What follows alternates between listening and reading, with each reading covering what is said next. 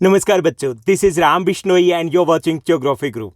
जैसा कि आप अपनी स्क्रीन के ऊपर देख पा रहे हैं, आज हम डिस्कस करने वाले हैं, पढ़ने और समझने वाले हैं क्लास 10th एसएसटी सामाजिक विज्ञान की वर्कशीट नंबर 1 यानी कि कार्यपत्रक संख्या 1 को, जो कि हमारी 6 जुलाई 2021 की वर्कशीट रहेगी। इसमें हम राजनीति विज्ञान, जिसको आप सिविक्स बोलते हो, सिविक्स से रिलेटेड एक टॉपिक दिया गया है, भारतीय संविधान। इसको हम समझने की कोशिश करेंगे, संविधान क्या होता है और उसमें उद्देशिका क्या होती है। ओके, तो यहाँ वर्कशीट की अच्छी बात यह है कि ये वर्कशीट बेहद आसान है, बहुत इंटरेस्टिंग है। आपको जुलाई में जितनी भी वर्कशीट मिलेगी वो सभी वर्कशीट बेसिक कंसेप्ट पर बेस्ड रहेगी, यानी जो कुछ हमने 9th में पढ़ा है उससे रिलेटेड कुछ इंपॉर्टेंट टर्म्स है वो हम समझने की कोशिश करेंगे। लेकिन इसका मतलब ये नहीं कि ये इंपॉर्टेंट नहीं है, बहुत इंपॉर्टेंट है आपके एनटीएससी एग्जाम के लिए, बहुत इंपॉर्टेंट है आपकी क्लास 10th के लिए, क्योंकि जो भी हम 10th क्लास में पढ़ेंगे वो हमें समझने में आसानी होगी अगर हम इन कंसेप्ट को समझ जाते हैं। आज की वर्कशीट में हम बात करेंगे भारतीय संविधान की। सबसे पहले बात आती है संविधान क्या होता है। ओके, संविधान आपने 9th क्लास में बहुत बार इस शब्द को पढ़ा होगा। किसी भी देश को या किसी भी संस्था को चलाने के लिए कुछ नियमों, कायदे, कानूनों की आवश्यकता होती है, उसे बोलते हैं हम संविधान। यानी कि किसी भी देश को या संस्था को चलाने के लिए हमें कुछ नियम, कायदे, कानूनों की आवश्यकता होती है, उनके कलेक्शन को, उनके संग्रह को हम संविधान कहते हैं। आपके स्कूल में आप जाते हो, सुबह 8 बजे जाते हो, मॉर्निंग शिफ्ट के बच्चे हैं वो 7 बजे जाते हैं। ओके, तो वो जब आप जाते हो तो जाने का टाइम फिक्स है, आपके क्लास इंचार्ज कौन होंगे वो फिक्स है, आप कब कौन सा पेड़ लगेगा वो सब कुछ फिक्स है। तो वो क्या है, नियम, कायदे, कानून हो गए, तो वो वहाँ का संविधान हो गया। ओके, ऐसे हमारे देश में जो कानून है तो वो हमारे देश का संविधान हो गया। आपके घर में भी संविधान होता है। अब आपके घर में और आपके पड़ोसी के घर में डिफरेंस है। जैसे आपके घर में कुछ चीज़ें अलाउ होगी, कुछ चीज़ें नहीं अलाउ होगी, दूसरे के घर में कुछ चीज़ें अलाउ है, कुछ अलाउ नहीं है। जैसे हम बात करें डिनर की, कुछ घरों में रात को 10 बजे डिनर तैयार हो जाता है, कुछ में रात को 1 बजे होता है। ओके, तो वो संविधान हो गया। तो संविधान क्या, किसी भी देश को या संस्था को चलाने के लिए हमें कुछ नियम, कायदे, कानूनों की आवश्यकता होती है, उनके संग्रह को हम संविधान बोलते हैं। अब सपोज कीजिए आपके स्कूल में अगर संविधान ना हो तो क्या होगा, सब कुछ होच पोच हो जाएगा, गड़बड़ हो जाएगा। सारे टीचर कहेंगे फर्स्ट पीरियड हमें लेना है, उसके बाद हो सकता है लास्ट पीरियड के लिए कोई भी रेडी ना हो, गड़बड़ हो जाएगा ना। ऐसे ही हो सकता है आप में से जो बैक बेंचर्स स्टूडेंट्स हैं वो 7 बजे के बजाय 11 बजे जाना पसंद करें, या 1 घंटे के बाद कहें कि मेरा पढ़ने का मूड नहीं है, मैं तो घर चला। ऐसा भी हो सकता है, गड़बड़ हो जाएगा। तो हमें अच्छे से चलाने के लिए, प्रशासनिक सुविधा के लिए हमें नियम, कायदे, कानूनों की आवश्यकता होती है। ये जो संविधान होता है ये 2 टाइप का होता है। एक तो हो सकता है लिखित, जैसे हमारे देश का संविधान है, जैसे आपके स्कूल का संविधान है, वो रिटन में है। ओके, दूसरा हो सकता है अलिखित, जैसे हमारे घर का संविधान है, कहीं लिखा हुआ नहीं ना, लेकिन नियम बने हुए हैं कि ऐसा होगा तो वैसे ही नियम चलते हैं।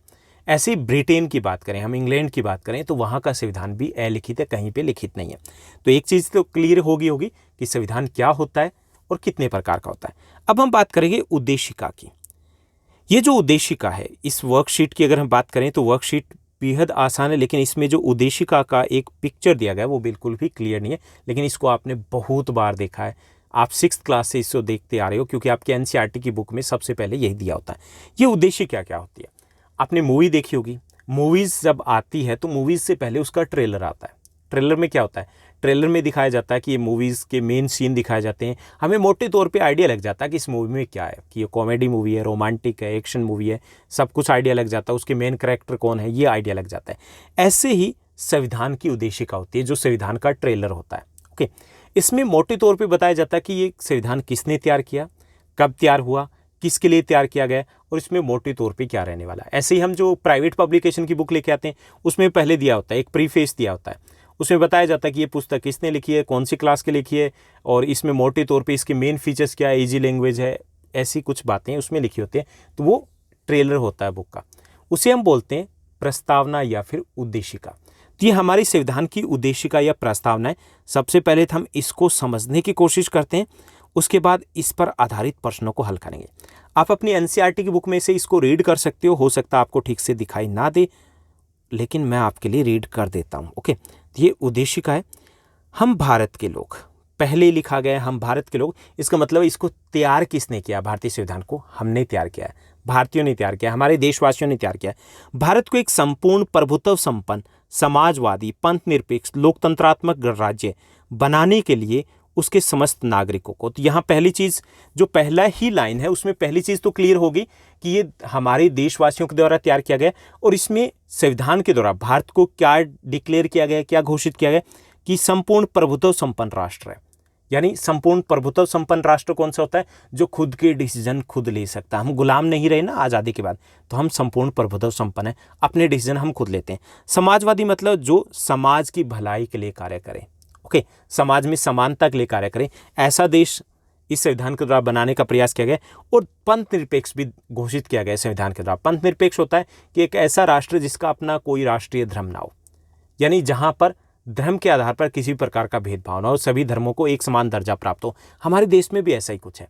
हर व्यक्ति स्वतंत्र है किसी भी धर्म को मानने के लिए, किसी भी धर्म को ना मानने के लिए, ये उसकी मर्जी है। तो हम पंथ निरपेक्ष है।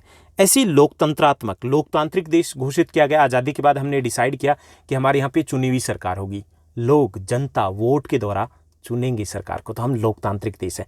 और गणराज्य भी है। गणराज्य वो देश होता है जिस देश के मुखिया का चुनाव होता है। हमारे यहाँ पे देश के मुखिया कौन है? राष्ट्रपति। चुनाव होता है ना, तो हम गणराज्य है। ब्रिटेन गणराज्य नहीं है, क्यों? क्योंकि वहाँ पे महारानी है और महारानी का चुनाव नहीं होता है, ओके, इसलिए हम रिपब्लिक हैं, जबकि ब्रिटेन रिपब्लिक कंट्री नहीं है। तो पहली लाइन से दो लाइनें हैं, उनसे क्लियर हो गया कि इस संविधान के द्वारा भारत में क्या क्या प्रमुख विशेषताएं रहेगी, कौन कौन सी विशेषताएं हैं जिनकी घोषणा की गई। साथ साथ उसके समस्त नागरिकों को हमारे लिए क्या किया गया? सामाजिक, आर्थिक और राजनीतिक न्याय के लिए प्रयास किए गए, यानी कि सबको एक समान दर्जा दिया गया, चाहे वो राजनीतिक अधिकार हो, चाहे वो सामाजिक अधिकार हो, आर्थिक अधिकार हो, वो एक समान हमें दिए गए।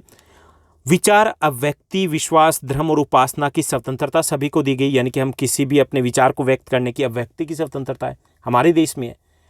हम किसी के बारे में भी किसी भी तौर पर अपने विचार को व्यक्त कर सकते हैं, क्योंकि हमारे पास अभिव्यक्ति की स्वतंत्रता है। हमारे पास धार्मिक स्वतंत्रता है, जिसकी हमने ऊपर भी बात की थी। प्रतिष्ठा और अवसर की समानता भी हमें दी गई है। किसी भी तरीके का भेदभाव हमारे देश में नहीं हो सकता। कानून के सामने सब एक बराबर है, चाहे वो पीएम हो, चाहे वो पीएन हो। पीएम का वोट एक होता है, पीएन का वोट एक होता है।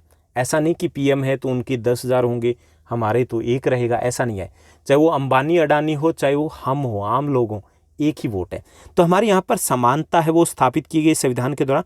उसको प्राप्त करने के लिए उन सब में व्यक्ति की गरिमा और राष्ट्र की एकता, अखंडता सुनिश्चित करने वाली बंधुता बढ़ाने के लिए दृढ़ संकल्पित होकर के इस संविधान में आज हम तारीख 26 नवंबर 1949 को हम अंगीकृत, अधिनियमित और आत्मसमर्पित करते हैं। तो यहाँ पे दिया गया कि इसका मुख्य उद्देश्य देश की एकता और अखंडता को बढ़ाना इस संविधान का, और साथ साथ आपसी भाईचारे को बढ़ावा देना।